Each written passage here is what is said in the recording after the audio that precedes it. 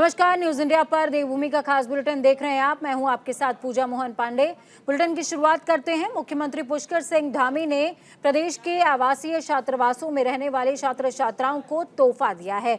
मुख्यमंत्री पुष्कर सिंह धामी के निर्देशों पर छात्रावासों में रहने वाले छात्र छात्राओं का भोजन भत्ता 2 गुना कर दिया गया है। भोजन भत्ते में हुई ये अब तक की सबसे बड़ी बढ़ोतरी है।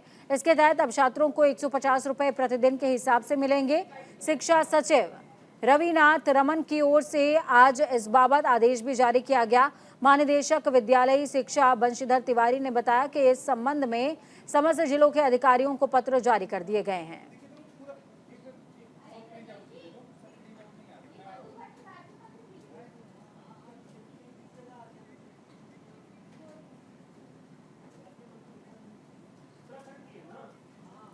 उत्तराखंड में एक अफसर एक गाड़ी का नियम लागू है, लेकिन प्रदेश के आईएएस और पीसीएस अधिकारियों पर इस नियम का कोई असर नहीं नजर आ रहा है। कई अधिकारियों को कई जिम्मेदारियां होने पर उतनी ही गाड़ियां आवंटित हो गई हैं। उत्तराखंड प्रशासन ने वाहनों को वापस करने के आदेश देने के बाद भी केवल 8 ही अधिकारियों ने गाड़ियां वापस की हैं, जबकि अन्य अधिकारियों पर फरमान का कोई असर नजर नहीं आ रहा है।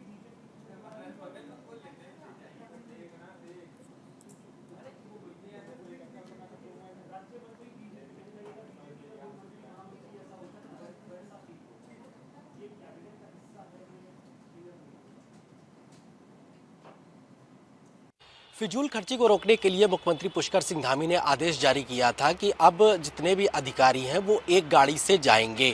लेकिन वहीं अगर बात करें आरटीआई की, तो आरटीआई के मुताबिक करीब अभी तक 8 आईएएसओ ने अपनी गाड़ी को वापस किया है। सिर्फ एक गाड़ी से वो चल रहे हैं। इसके अलावा जितने भी उत्तराखंड सचिवालय में आईएएस हैं उन्होंने अभी तक राज संपत्ति विभाग को गाड़ियाँ वापस नहीं करी हैं। लिहाजा अब ये देखा जा रहा है कि राज संपत्ति विभाग कब तक अधिकारियों से गाड़ियां वापस ले पाएगा। कैमरा पर्सन राहुल कुमार के साथ अनुज अवस्थी, न्यूज इंडिया, देहरादून। बेरीनाग के श्री नागदेव रामलीला कमेटी की तरफ से रामलीला का आयोजन किया गया, जिसका शुभारंभ सांसद अजय टमटा और विधायक फकीर राम टमटा ने किया।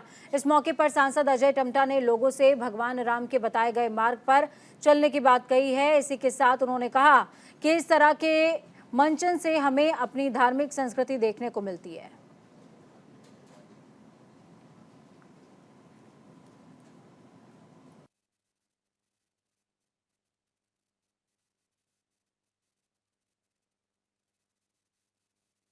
उद्घाटन के शुभ अवसर पर आने का अवसर प्राप्त हुआ है। पूर्व भी कई बार मुझे आने का अवसर प्राप्त हुआ है। आज के इस रामलीला के मंचन के कार्यक्रम में मुझे एक चीज़ का बहुत ही सौभाग्य लग रहा है कि वर्षों वर्षों से भगवान राम की लीलाएं हम जगह जगह स्थान स्थान में करते हैं और हमारी आने वाली पीढ़ी वर्षों वर्षों से देखती है इस रामलीला के मंचन के अभिनय को।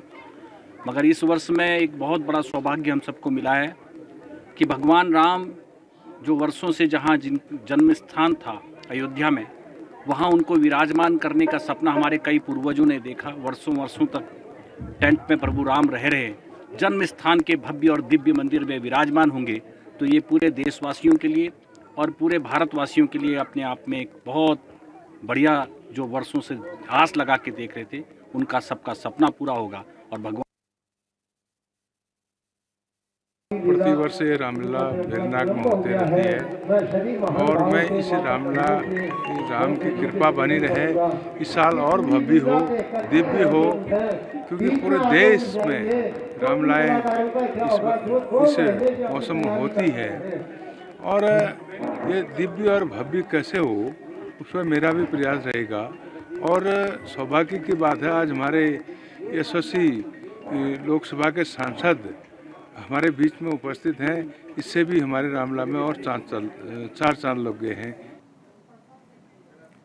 राजधानी देहरादून में सरवी चौक के पास IRDT ऑडिटोरियम में सर्वश्रेष्ठ पॉलिटेक्निक संस्थानों के लिए द्वितीय प्रतिभा अलंकरण समारोह का आयोजन किया गया। कार्यक्रम में मुख्य अतिथि के तौर पर उत्तराखंड के राज्यपाल लेफ्टिनेंट जनरल गुरमीत सिंह ने शिरकत की है। साथ ही वरिष्ठ अतिथि वन मंत्री सुबोध उनियाल भी मौजूद रहे। आपको बता दें कि कार्यक्रम के दौरान पॉलिटेक्निक के छात्र छात्राओं को अवार्ड और मेडल से सम्मानित किया गया। इस दौरान राज्यपाल ने छात्र छात्राओं की सराहना करते हुए कहा कि अत्यंत खुशी हुई है कि जिस जिस परिवार के अंदर उत्कृष्टता, सफलता और एक्सीलेंस को सेलिब्रेट किया जाता है वो परिवार सदा ही सुखी रहता है।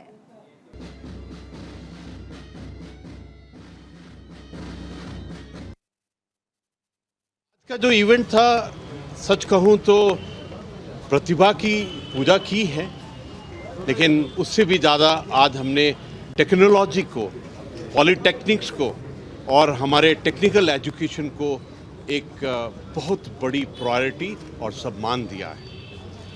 आज जितने भी छात्र छात्रियां हैं जिन्होंने सफलता प्राप्त की है, उनको गोल्ड मेडल से नवाजा गया है। उनके साथ उनको शिक्षकों को भी, और सबसे जो टचिंग बात थी कि जो अलुमनी हैं जो हमारे पॉलिटेक्निक से पहले पढ़े हैं और आज के दिन में इंडस्ट्री के अंदर में, मैन्युफैक्चरिंग, प्रोडक्शन के अंदर में इतना अच्छा कार्य कर रहे हैं, उनको भी सम्मानित। मैंने यहाँ BSc की MPPS से अपना डिप्लोमा लिया था गारमेंट टेक्नोलॉजी में, जिसमें मैं अपने कोर्स की टॉपर रही हूँ और मुझे यहाँ से मेडल, सर्टिफिकेट वगैरह मिला है। उत्साह पूरा है और प्राउड भी बहुत फील हुआ है। एक तो मेरे पापा ITBP में थे, तो मतलब ITBP में थे, ITBP एक्सपायर हैं वो, तो मुझे आज बहुत अच्छा फील हो रहा है कि मैंने उनका नाम भी रोशन किया है करके। और छात्रों के उनको भी यहाँ आना चाहिए। टेक्निकल अपने लिए सीखा जाता है, मतलब स्किल्स वगैरह उनकी भी डेवलप होंगी। खबर लक्सर से है, जहां ग्राम प्रधान संगठन के अध्यक्ष अनुज गुप्ता की अगुवाई में संगठन के पदाधिकारियों ने प्रेस कॉन्फ्रेंस करी। दरअसल 1 साल पहले गठित ग्राम प्रधान संगठन से जुड़े कुछ प्रधानों ने अपना खुद का संगठन बनाने का दावा किया था, लेकिन प्रेस कॉन्फ्रेंस के दौरान मौजूदा ग्राम प्रधान संगठन ने इसे खारिज कर दिया। उन्होंने कहा कि असली संगठन ग्राम प्रधान संगठन उनका संगठन है। ग्राम प्रधान संगठन लक्सर ही वजूद में चला आ रहा है। कुछ लोग खुद को ग्राम प्रधान संगठन का अध्यक्ष बताकर झूठी वाहवाही लूट रहे हैं और संगठन में फूट डालने की कोशिश कर रहे हैं।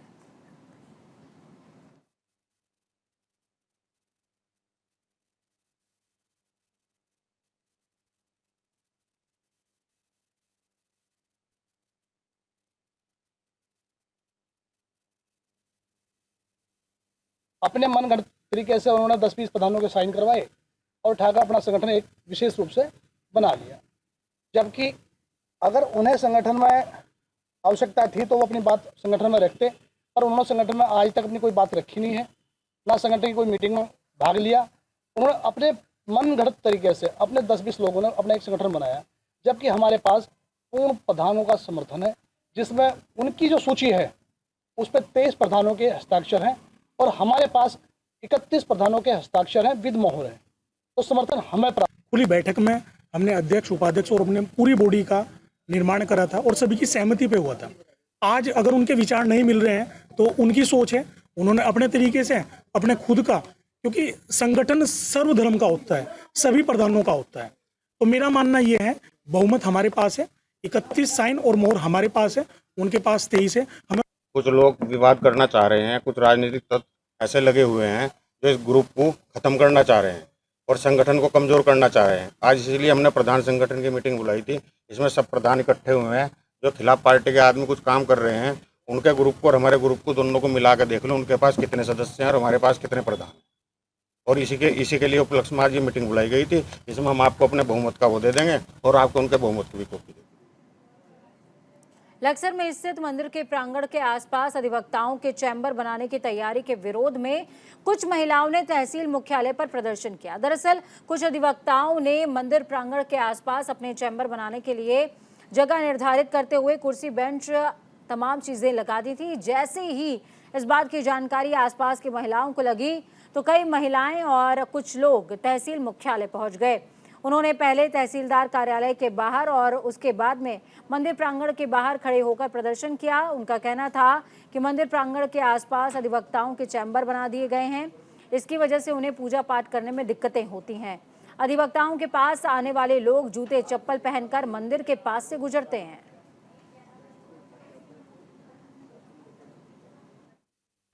ये नए चैम्बर वकील लोग जो हैं नए चैम्बर बनाने जा रहे हैं मंदिर के आसपास। तो हमारा विरोध ये है कि ये यहाँ चीज मंदिर के आसपास में अपने चैम्बर ना बना पाए।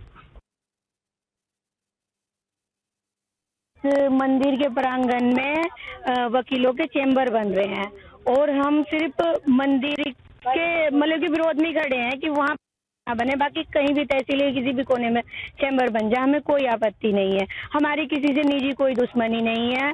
हमारा सिर्फ ये है कि जब हमारे एक देखो उनके प्रति सभी का ये बैठता है हिसाब की वकीलों का भी ये बैठ होना चाहिए कि वकीलों को भी देखना चाहिए कि यहाँ पे चैम्बर ना बने। कल को जूते चप्पल मैंने आज है कि आज उन्होंने अभी चैम्बर बने भी नहीं। उन्होंने हमारी जो कॉलोनी है तहसील कॉलोनी, जब वो कॉलोनी का जो गेट में एंटर करते हैं तो एंटर करते ही लेफ्ट में मंदिर आप लोगों ने देखा होगा, तो वहाँ पे ये सचिव साहब बैठे हैं। ये मंदिर वकीलों में कुछ चैम्बर बनाने की कुछ प्लान कर रहे हैं।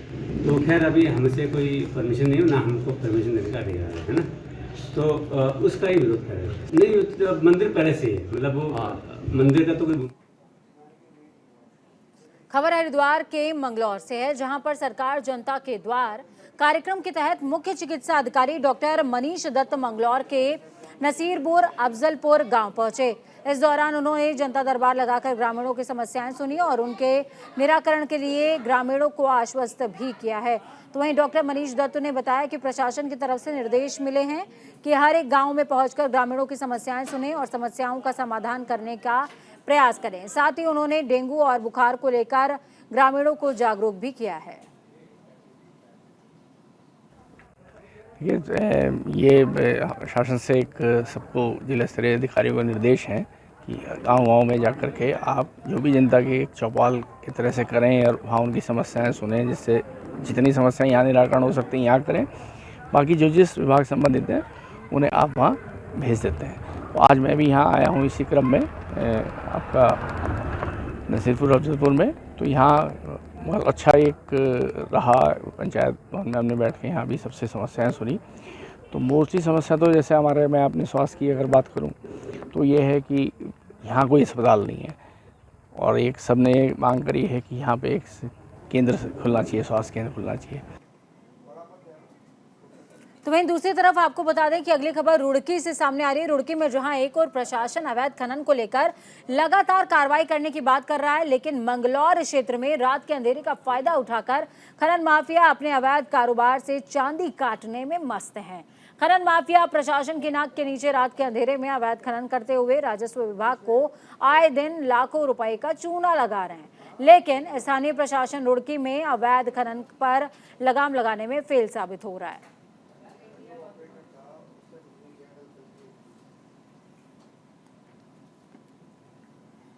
खनन में मेरा खैर आपको ये कहना है, जो अवैध खनन है हम लोग उस पर ही कार्रवाई कर रहे हैं। और इसमें क्योंकि कुछ सरकार के द्वारा कुछ अभी डीएम कार्यालय के द्वारा कुछ पट्टे जो हैं वो स्वीकृत किए गए हैं, उसमें जो निर्धारित प्रक्रिया है उसका पालन किया जाएगा। और जो अवैध रूप से खनन किया जा रहा है, खासकर रात के समय या अवैध रूप से जो भी खनन होगा उस पर हम पूर्णतः अंकुश।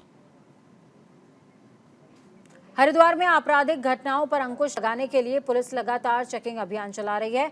वहीं ज्वालापुर पुलिस ने चेकिंग के दौरान घटना करने की फिराक में घूम रहे 2 संदिग्धों को दबोचा है। पुलिस ने पकड़े गए अभियुक्तों के पास से 2 चाकू बरामद किए। आपको बता दें कि हरिद्वार एसएसपी प्रमेंद्र सिंह डोभाल के आदेश पर सभी थानों में चेकिंग अभियान चलाया जा रहा है।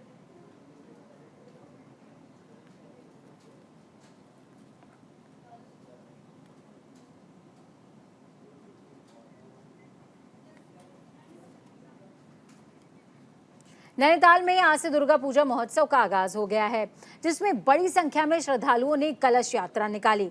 अलग अलग 9 जगहों से कलश में लाए गए जल को नगर में भ्रमण कराया गया। इस यात्रा में स्थानीय लोगों सहित स्कूली छात्राओं ने पारंपरिक परिधानों में बढ़ चढ़कर हिस्सा लिया। नगर भ्रमण के बाद नैना देवी मंदिर लाया गया। मां दुर्गा की मूर्ति को भक्तों ने दर्शन के लिए खोल दिया गया है। नैनीताल की दुर्गा पूजा की खास बात यह है कि दुर्गा महोत्सव का कुमाऊं और बंगाली समुदाय के लोग मिलकर आयोजन कराते हैं, जिसमें पर्यटकों की भी भागीदारी होती है। महोत्सव कलश यात्रा से हम प्रारंभ करते हैं और आज विधि विधान के अनुसार शाम को सप्तमी या षष्ठी पूजा बोधन होगा और आगामी काल जो है कलश केला बहू के सप्तमी पूजा पत्रिका लेंगे जिसे कहते हैं, और सुंदरकांड पाठ और शाम को संध्या आरती। इस तरह से विधि विधान के साथ 21 को हमारे संधि पूजा महाअष्टमी पूजा और 22 को महानवमी पूजा, साथ साथ भंडारा कार्यक्रम चलता रहेगा और हमारे बंगाली और कुमायूं समावेश के अनुसार पूजा को योगदान दिया जा रहा है। मसूरी में बढ़ते नशे के कारोबार को देखते हुए मसूरी नगर पालिका सभासद जसबीर कौर ने एसडीएम मसूरी को ज्ञापन देते हुए मसूरी शहर में बढ़ते नशे के विरोध कठोर कार्रवाई करने की मांग की है। मसूरी शहर की महिलाएं सभासद जसबीर कौर के नेतृत्व में एसडीएम कार्यालय पहुंची और एसडीएम से मसूरी में बढ़ते नशे के कारोबार में अंकुश लगाने के लिए ठोस कार्रवाई करने की मांग की है। तो वहीं जसबीर कौर ने कहा, पहाड़ों की रानी मसूरी नशे की रानी बनकर रह गई है। नशे के कारोबार करने वाले लोग बड़े आराम से मसूरी में नशे के कारोबार को कर रहे हैं। छोटे छोटे बच्चे, युवा इसकी चपेट में आ रहे हैं।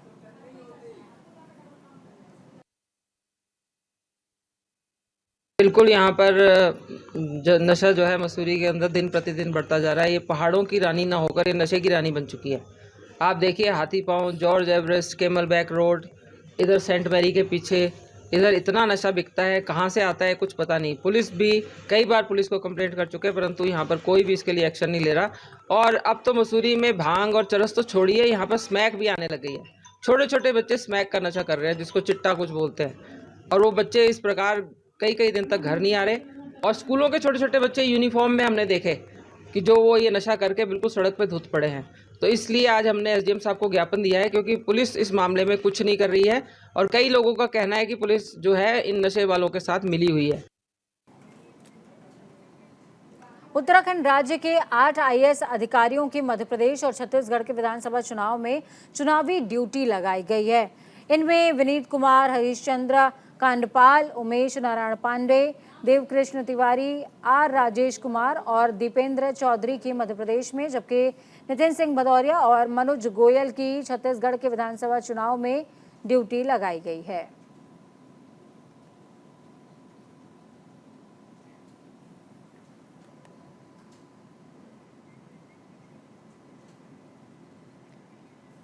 देहरादून में 27 अक्टूबर को मेरी माटी मेरा देश कार्यक्रम का आयोजन होने जा रहा है। कार्यक्रम को लेकर संगठन और सरकार अपनी तैयारियों को अंतिम रूप देने में लगे हुए हैं।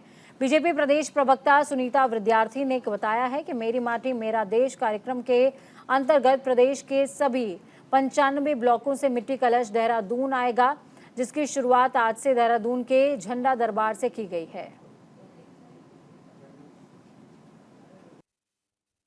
ये जो हमारा मेरी माटी मेरा देश अभियान है, उसके तहत हम लोग जो हैं पूरे जनपद में मिट्टी का संग्रहण करेंगे, जहां हमारे फौजी भाइयों ने अपना सर्वोच्च बलिदान दिया, इस मिट्टी के लिए अपने त्याग किए, बलिदान दिया, उनके लिए समर्पित है। और जो मिट्टी का संग्रहण हम करके जा रहे हैं वो हमारे प्रत्येक उस परिवार के लिए है, प्रत्येक फौजी भाई के परिवार और उनके लिए समर्पित है, जिन्होंने इस रामकृष्णा की भूमि को अक्षुण्ण रखने के लिए अपना सर्वोच्च न्यौछावर किया।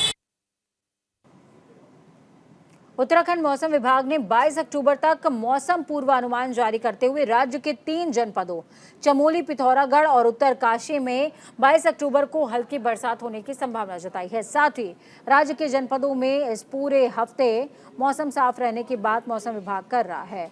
मौसम साफ रहने के चलते राज्य में दोपहर के समय गर्मी महसूस होने लगी है, लेकिन पिछले दिनों बारिश की वजह से धूप भी लोगों को भा रही है। पर्वतीय इलाकों में कड़ाके की ठंड शुरू हो गई है, जबकि मैदानी क्षेत्रों में सुबह शाम ठिठुरन महसूस की जा रही है।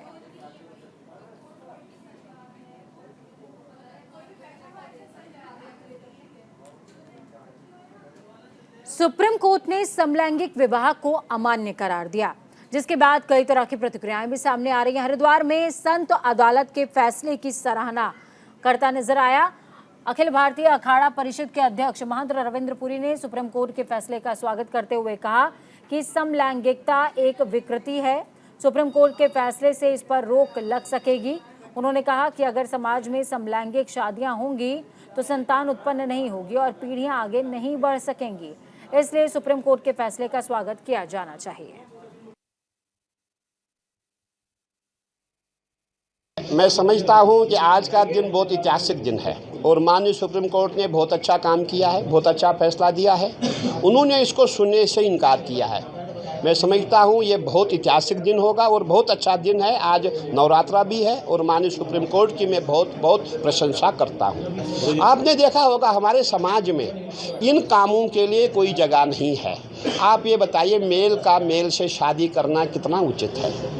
उचित नहीं है। हमारी परंपराएं है, एक जो है नेचुरल लॉ बना हुआ, मेल जो है फीमेल से शादी करेगा, फीमेल जो है मेल से शादी करेगी, मेल मेल से शादी करे, अच्छी बात नहीं है, इसका विरोध होना चाहिए। देखिए, अगर ऐसा होने लगेगा, हम कॉलेज चलाते हैं, हमारे पास विद्यालय है, कॉलेज है, तो हमारे बच्चों में गलत असर पड़ेगा और कॉलेज में भी बच्चे सेफ नहीं रह सकते हैं। सब देखा देखी में यही कार्य करना शुरू कर देंगे। इसीलिए हमको जो इसका विरोध करना चाहिए। और मैंने मई में जब इसका वो कानून बनने जा रहा था तब भी मैंने इसका विरोध किया था। मैंने कुलपतियों को बुलाया था, जितने भी हरिद्वार उत्तराखंड के शिक्षाविद हैं सबको मैंने बुलाया था, सबसे बात हुई थी, सब ने इसका विरोध किया था। मैं समझता हूँ कि कोई भी, जितनी भी हमारे जनता है, जो भारत की जनता, कोई इसको पसंद नहीं करती है, बल्कि मैं समझता 1-2% लोग ही होंगे जो इस चीज़ को लाइक करते हैं।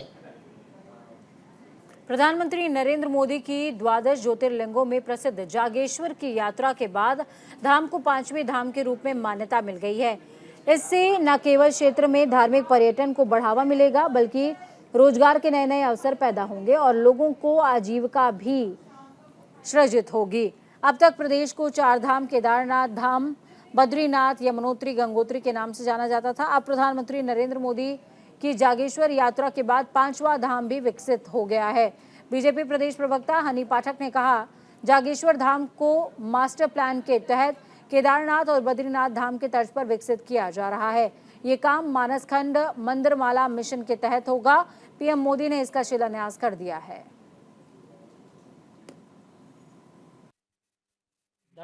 बहुत ही काबिले तारीफ ये आंकड़ा आया है, क्योंकि जिस प्रकार से 8 लाख से ज़्यादा लोग उभरे हैं गरीबी रेखा से नीचे, गरीबी रेखा से ऊपर, ये दर्शाता है कि हमारा उत्तराखंड आज किस जगह पर ऊंचाइयां प्राप्त कर रहा है। जिस प्रकार कहा जा रहा था कि उत्तराखंड एक दशक होगा, आने वाला दशक एक उत्तराखंड का दशक होगा, उस चीज़ पर एकदम भारतीय जनता पार्टी खरी उतर रही है।